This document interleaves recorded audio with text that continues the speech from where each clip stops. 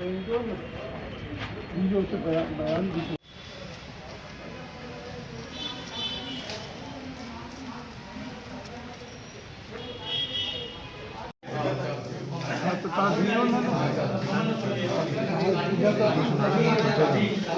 आप लगा रहे हैं। तो 30 लाख से 35 लाख रुपए के बीच में ठगी हुई है और इसमें दीपक केवलानी, राजा जंकियानी और अजय भैरवानी इन सब ने मिलकर मेरे को पूरा गलत रास्ते में भटकाया और भूत का, कभी मछली का झांसा दिया, कभी बादाम का, या किसी मरे हुए आदमी को जिंदा कर देता है, भगवान बताया इनको, ऐसे करके ठगी की गई है। तो आप कैसे विश्वास में आ गए? कभी ऐसे आज के युग में इस तरीके से होता है क्या? मेरा 15 साल पुराना दोस्त है राजा जंकियानी, जिसने मुझे विश्वास दिलाया। रोज़ मेरे को वो गुरुद्वारे में बुलाता था, रोज़ सुबह को 3 बजे उठाता था, रात को फिर वहाँ आने के लिए बोलता। धीरे धीरे उससे जोड़ते गया, उस आदमी से, दीपक केवलानी से।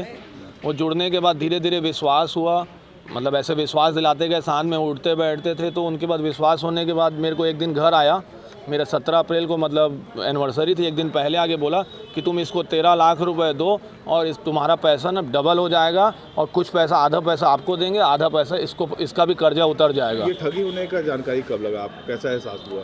ये मेरे को जानकारी हुई अभी जानकारी हुई है कि इन लोग ऋतिक लोग लिखवाए ना, तो मेरे को फ़ोन आई, तो वहाँ से पता चला कि ये ऐसा है, क्योंकि बहुत ज़्यादा मेरा पैसा चले गया था। मैंने लिमिट एक मेरे घर दुकान का, मतलब दुकान यहाँ ले आया बिलासपुर। कौन है जो ठगी किया? उनका नाम क्या है और अभी कहाँ है वो रामावेली में रहते हैं, दीपक केवलानी, और राजा जंकियानी यहाँ तोरवा में रहते हैं, अजय भैरवानी चकरभाटा में रहते हैं। नाम बताइए अपना। मेरा नाम विनोद चागलानी है। किसने किया है? इधर बेटा गुरुद्वारे जाते थे यहाँ से 2 साल 2.5 साल पहले, तो वहाँ के मुख्य सेवादार है दीपक केवलानी, जिनको रणवीर के नाम से भी बोलते हैं। तो उन्होंने बताया कि आज से तुम्हारे लिए एक अच्छी चीज़ सोचा हूँ, गुरु ने एक अच्छा तुम्हारे लिए सोचा है, तो तुम्हारे लिए एक काम बता रहा हूँ कि मार्केट में जाओ, ये सारी चीज़ें करो, तो इसमें स्कोप अच्छा है। तो हमारा इंटरेस्टेड नहीं था कि नहीं, बोले कि नहीं जो भी हो मैं तुम्हारे साथ हूँ, मैं तुमको बताते जाऊँगा, वैसे वैसे करते जाना। क्या चीज़ मार्केटिंग? ये स्टॉक मार्केट के लिए। तो फिर जैसे ही हम लोग थोड़े बहुत से शुरू किए ना, तो फिर जैसे जैसे थोड़ा थोड़ा आगे चलते गया, तो उन्होंने बोला कि तुम लोग घर छोड़ के बाहर पढ़ने के लिए जाओ और वहाँ पे और अच्छे से सीखो, फिर वहाँ पे करना। फिर हम लोग अपने घर से बाहर निकले अहमदाबाद के लिए। तो फिर वहाँ से 1.5 महीने के बाद इसने अपने पास बुला लिया, अमृतसर आ जाओ। फिर वहाँ पे जैसे गए ना, एक महीना वहाँ पे रहे, तो फिर 1 महीने के बाद इसने बोला कि अब तुम लोग घर वापस अहमदाबाद नहीं जाओगे पढ़ने, और अब तुम मेरे साथ मेरे घर चलो, अब आगे जो भी सिखाऊंगा मैं सिखाऊंगा, और तुम लोगों को जो भी मतलब जैसे जैसे करते जाओगे मेरे निर्देश के अनुसार जो भी मैं बताते जाऊंगा वैसे वैसे करते जाना, और अब 2-4 इन्वेस्टर ढूंढो जो पैसा लगाने के लिए तैयार हो जाए।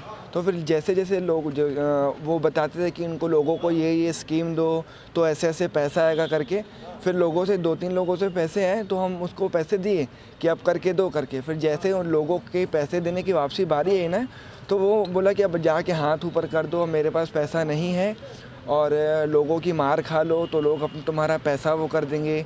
जो भी एक झापड़ मारे तो बोल देना कि अब तुम्हारा पैसा नहीं मिलेगा, मेरे पास पैसा नहीं है। वो कहते थे कि सुसाइड नोट है सिर्फ लगभग 10, 12, 15 लोग हैं, और लगभग अमाउंट 1.5 करोड़ के आसपास का है। और जैसे बोलते थे ना कि अब लोगों को पैसा कैसे देंगे, तो कैसे बचे, आपके बोलने पे हम किए हैं, आपने बोला था कि पूरी रिस्क मेरी रहेगी, आपने भी पैसे लिए, हमसे भी करवाया है, और अब आगे आके बोलते कि अब सुसाइड कर लो, और अगर लोगों से बचना है तो अगर घर से बाहर निकल अगर जाओगे, मतलब सुसाइड करने के भी उकसाते? हाँ, सुसाइड करने के लिए भी उकसाते थे। सल्फाट की गोली खा लो और लोग मारेंगे तुमको, जूते मारेंगे तुमको, कोई नहीं बचाएगा, तुमको बचाने वाला सिर्फ मैं हूँ। और नाम बताओ। मेरा ऋतिक हिरवानी। मैं सुमित वलेचा चकरभाटा से हूँ। ये दीपक भैया जो हैं, उन्होंने मेरी वाइफ को पर्सनली मैसेज किया कि मैं कुछ परेशानी में हूँ और मुझे कुछ पैसों की रिक्वायरमेंट है।